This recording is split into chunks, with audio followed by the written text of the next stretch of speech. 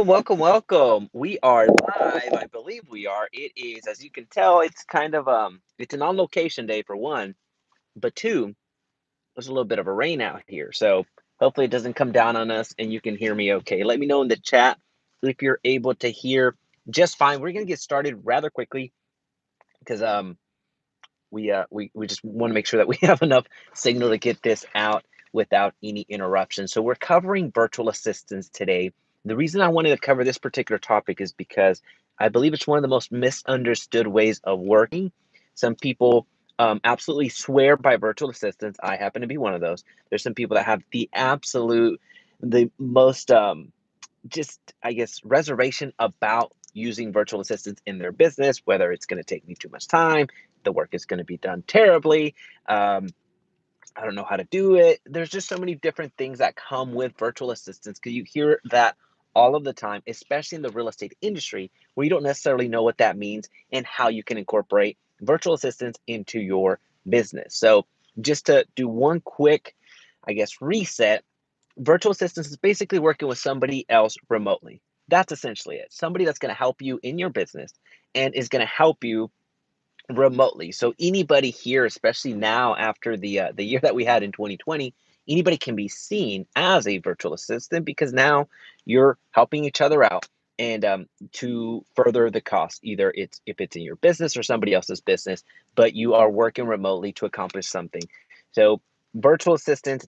That's what basically the actual terminology is. But if we're looking at the how it's applied in the real estate industry and how it's applied really in any industry is having somebody else work remotely, typically from another location that doesn't happen to be in the same country that you're in or in the same state that you're in, that is going to help you with your business. So virtual assistants, anytime you hear that, you hear probably somebody from another country like India, from Pakistan, from the Philippines. The reason that you hear these countries be thrown around so much is because the cost per hour, so the cost per labor, is substantially lower than in the United States. And with the great equalizer being the internet, a lot of companies, large companies, and small companies alike are leveraging that skill set that comes with getting labor that is highly trained, highly qualified to field customer service, some technology issues, really any part of the experience. One quick example: Google, Google Ads. If you've ever run any Google Ads in the past, the entire call center is being fielded through India. So anytime you have a question about Google Ads, it's going to be through India. So that is an element of virtual assistance. So that's the telecommunications, the customer service has entirely been outsourced elsewhere, and that's okay. So this is the same. It's the same thing that you can do in your business. So one thing to understand about virtual assistants is that they're people. So the virtual assistants, they are people. And number two, they're working remotely. So it means that somebody else is working remotely. And number three, with virtual assistants, they're only as strong as you allow them to be. So that means that if you don't have a system, if you don't have a training system, if you don't detail out what you want them to do, then prepare to fail. Prepare to be frustrated and prepare to recycling virtual assistant after virtual assistant, trying to make it work. And I just had a meeting. Actually, it was about 2 3 weeks ago, from a big, and I mean absolute monster team leader here in the Dallas Fort Worth area, where he's had virtual assistants in place for the longest time, but he never used them. He always thought that they were like, his words, not mine. I'm not going to share what his name is, but his words, not mine. He always thought that they were somebody that was supposed to know what to do, and he would get frustrated because they weren't doing what he was asking. And there's that disconnect. So until it dawned on him that, hey, these are people, and I need to be training these people the same way that I would train my real estate team, is how I need to be training my virtual assistants. And until he made that connection, he was going after virtual assistant, virtual assistant. But now he's got an entire team that he's been able to outsource a lot of the nurturing for his real estate team. So that's something that until it dawned on him, it just wasn't hitting.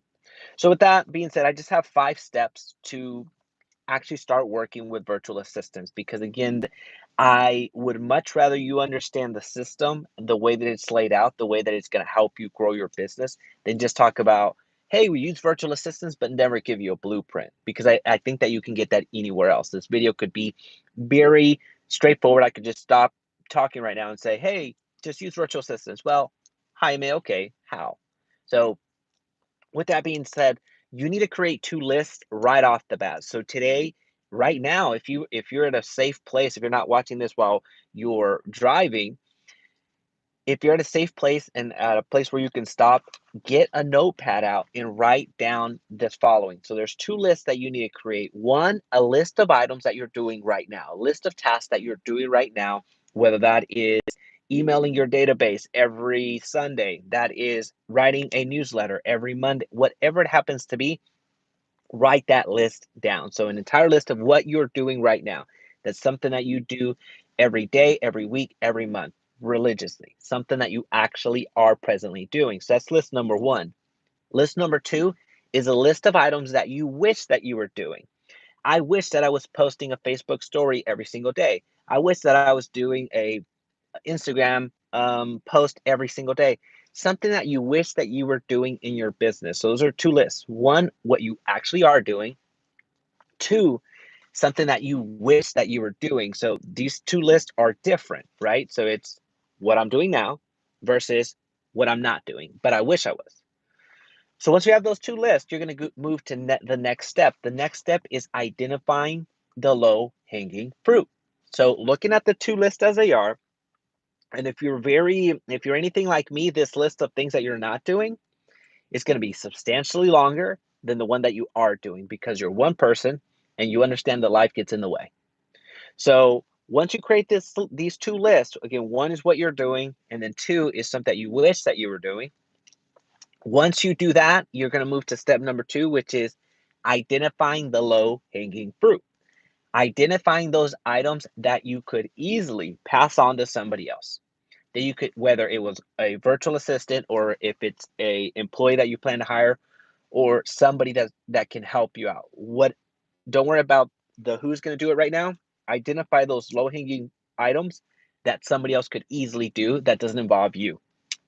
What's going to be hard to outsource, if you will, what's going to be hard for somebody else to do, it's going to be you speaking to your clients. And if you're in the real estate industry, listing a home, selling a home, what have you, it's going to be a little bit more difficult. The part where there's that one-to-one interaction that really calls you as a real estate agent to have those conversations because you have the real estate license. You can't outsource everything in real estate because not everybody is going to be licensed to who you outsource to, so that's problematic. Also got a live call there. I didn't know how that was gonna go. All right, so hopefully you're still hanging in there with me. So that's how calls are handled. Anyway, so once you have your low hanging fruit, what you're gonna do next is you're gonna list out how to actually do those items. You're gonna write out how you're gonna do those items, whether that is writing everything down on paper, writing everything down on in an Excel sheet, a Word doc, what have you, writing everything down, or, and this is actually my preferred method, recording it, recording how to do something, doing a screen share on how to send an email to your database using the email autoresponder that you have, whether that is running a Facebook ad, whatever it happens to be. A recording is going to be so powerful because there you can articulate a lot faster than you can type, and then also you're actually showing the people that you're going to hire. We'll talk about hiring here in a couple of seconds. The people that you're going to hire, you're going to teach them how to do it. So again, documenting is the key to the game here. So step number 3 is documenting all of the tasks that you plan to outsource. You can write everything down, you can record it, you can audio record it, what have you. Whatever is the easiest way to convey the message to somebody else, that's what you're going to do. So one quick favor, as you're coming in, a like is going to go a long way. It's going to send out the notifications. This is more, I didn't really I didn't schedule this live far enough in advance to send out the notifications, so my apologies. Once you have that ready to go, once you have your blueprint ready to go, which is effectively what you've done, your little standard operating procedures, your SOP, once you have that ready to go, now we need to go and find some people that are going to execute. So that's step number 4. That's where your virtual assistants come into play. So your VAs, you can find VAs all over the place. You can just go to Google and find VAs, but my preferred one is actually if you go to jaimeresendiz.com/VA, it's going to send you to my preferred VA website. But you can also go to websites like upwork.com, freelancer.com, fiverr.com, and look for those individuals that have the skill sets of the items that you've written down that are your low hanging fruit. So if you wrote down a lot of design work, things that you want to get done. So if you wanted for somebody to take over your Instagram, so they're going to be required to have a little bit of design background in order to design your post. So again, you kind of have to match what all the tasks that you plan to outsource to the skill sets of the virtual assistant, because with your virtual assistants, they are very skilled. Most of them are extremely skilled and have such high capacity. But if you have a task that you want to outsource coding and you match that up with somebody that's a creative writer, well, that's not going to work. So you're going to have a huge issue there. So of course, whatever you're looking to outsource, make sure that you match it up with the skill sets and talents of the virtual assistants that you're hiring. So again, my preferred one, all you have to do is go to jaimeresendiz.com/VA. It's gonna share my preferred virtual assistant company. So what you're gonna do at that point is once you have the low hanging fruit and you're out there to hire, what I encourage you to do, since time literally is money in just about every industry, is to hire 3 people at once. I understand it's a little bit extreme starting out, but the reason I would suggest starting with hiring 3 virtual assistants at once is because I want you to send the exact same task list to each one of them. You may be thinking, well, Jaime, that's redundant. I'm going to spend a lot of money. Well, you are going to spend money, but it's not going to be a lot, because what you're doing there is essentially it's a trial. It's a trial because out of the 3, I guarantee you that at least one is going to come back pretty darn good, and then the other 2 are gonna unfortunately not meet your criteria. The best thing that can happen to you is all 3 hit, that all 3 do an amazing job for you. Well, now you can go much faster. If you don't have the business to sustain all 3, then hire one, maintain an open line of communication with the other 2, and as you grow, you know who to go back to. So there are times in my business where I go out and hire 3 to 5 at once, and then I end up keeping multiple. So it just happens that way because we are growing very, very quickly. There's a lot of tasks that I either can't do or don't want to do and make no sense for me to do. So that's why I have a growing team of VAs that help me out from writing my article. So I have a blog, as many of you know.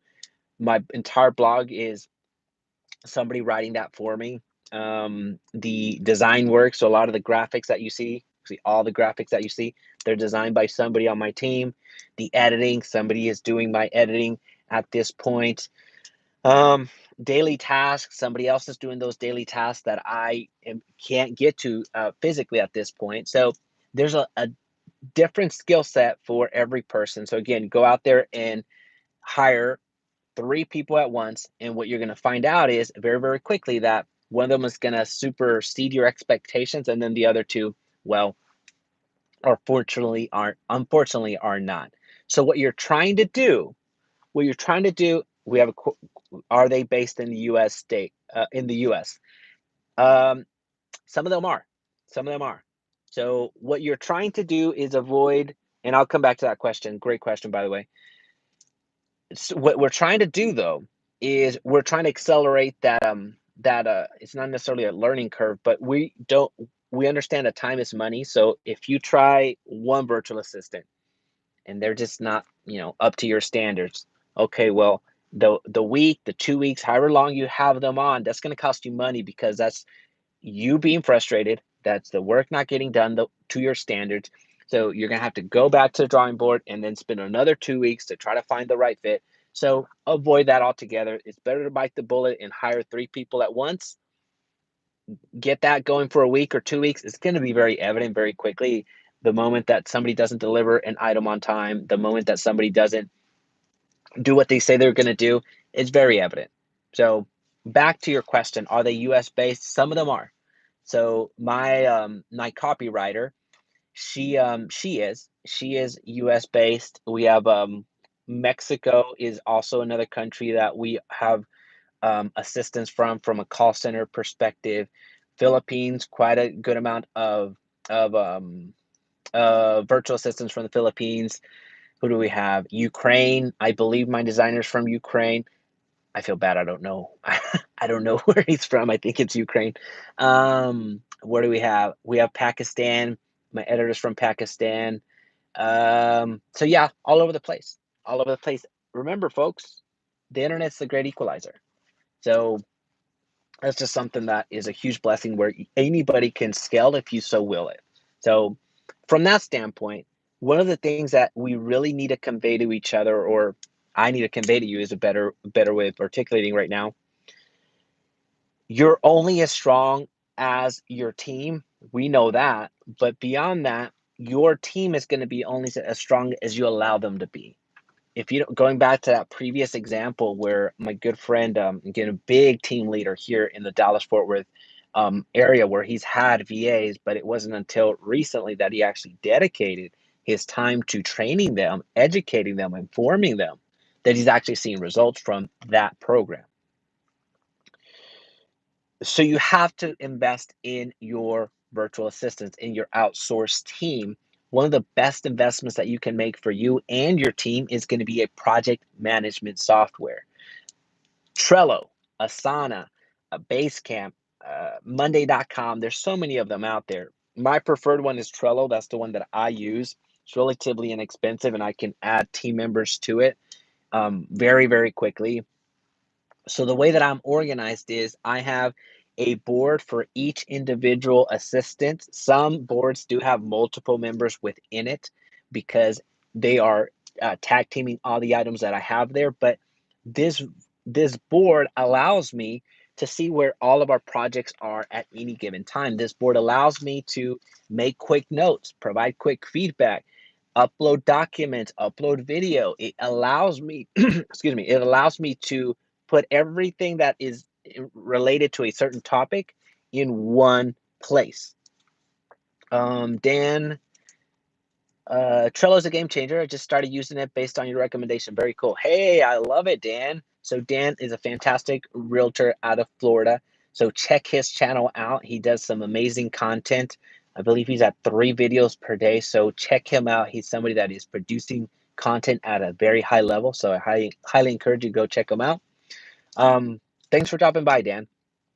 When it comes to the project management system, it doesn't matter which one you use. It just so happens that Dan and I use Trello, so that's awesome. But you can use whatever one that you're going to use, or whichever one you feel is better for your business, then use that. Well, the important thing here is we get off of email, we get off of text message, we get off of DMs, and go to one centralized location so we don't confuse the issue. So how many of you have worked with other team members and you get a message, hey, I DM'd you about X, Y, and Z. Did you get it? Well, no, I don't log on to Facebook. Oh, okay. Hey, I emailed you about X, Y, and Z. I can't find that email. Can you resend it? It must have been sent to my spam. Avoid all of that. When you work on Trello, when you work on Asana, when you work on Basecamp, when you work on Monday.com, whenever you work on any one of these project management software, whatever topic, whatever it is that you're trying to do can be located in one centralized location. So you can put notes, you can put attachments, you can put video, you can put whatever. You can have checklists. So just to give you an example of an automation that I have, I run or have a very large real estate team. It's one of the fastest growing real estate teams at eXp Realty today. And what we do is, as agents are onboarding with me specifically, onboarding with the agent first group, as they're coming in, they submit a form. They get asked a few questions. What's your name, your email, your phone number, your social media handles, among other questions that are asked. So once they submit all of the answers to those questions, which is done on a Google form, it gets submitted to one of my virtual assistants that's designed to only support my real estate agents. So I have an entire, just like, her sole role is to support them. I have other virtual assistants that help out as well, but her only task is to support my real estate agents in creating videos, in creating images, in creating posts, in helping real estate agents be real estate agents so they don't have to be designers.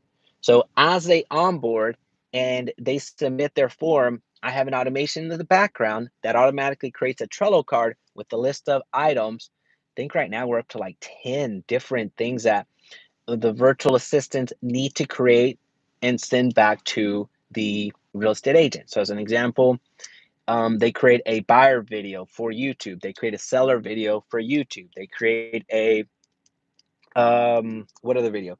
A local video about the neighborhood or the market that they're in. They create a website for the realtor. So all of that is something that I don't have to do. All of that comes in from one place, one centralized location, which is a Google form, and then it's automated in the background to where in Trello it's called a card. So basically, think of it like an action item. This action item automatically shows up on Trello, and my team now knows to start creating the assets and you know everything that we've already designed on the background. So that's just one example of the many things that my real estate agents have the benefit of using, but it's also one of the examples of how I'm leveraging virtual assistants to grow.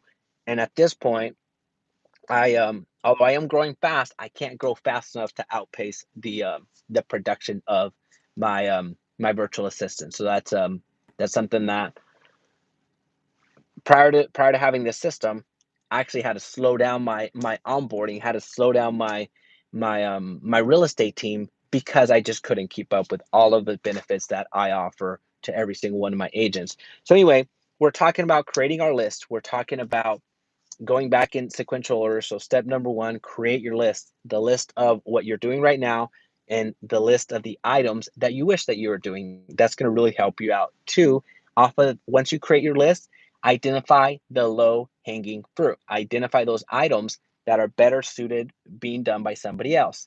Number three, document the process, whether that is in a Word doc, an Excel sheet, or in a video, an audio format. Document whatever it is that you're trying to outsource so it makes it easier to communicate with the people that are ultimately going to do the work. Then number four, that's when you go out and hire. If you're looking for my preferred company for virtual assistants, JaimeResendiz.com/VA. That's going to get you right to where you need to be. But you can use websites like Upwork, you can use websites like Fiverr to find individuals that are highly qualified to help you in your business. And that's again, it's you can use many different other websites. I'm not necessarily saying that you have to use one or the other, but my preferred is my preferred. And then step number five is using a project management tool such as Trello, which is the one that I use, Asana, Basecamp, Monday.com, whichever one that you want. But the key here is get off of email, get off of DMs, get off of text, because that's not the most effective way of you communicating with people, especially once you have multiple virtual assistants, once you have multiple projects going on. So you don't have to try to find an email and spend 20 minutes trying to find an email that ultimately wasn't an email altogether. It was actually a DM. So I know that many of you are smiling right now because that has happened to you. It's something that happened to me for the longest time, but now thankfully we have a really robust system that we're just implementing at scale. All right, folks, I really appreciate you coming and hanging out with me on this Friday morning. It's so I'm in Dallas Fort Worth. It's a little bit rainy, as you can see, so we expect a few more showers here in a little bit, which is fun. But I want to hop out here, get this done since I'm on location at the moment. And I will see you. Well, I'll see you tomorrow, but that's a recorded video. I'll see you on Monday. Talk soon.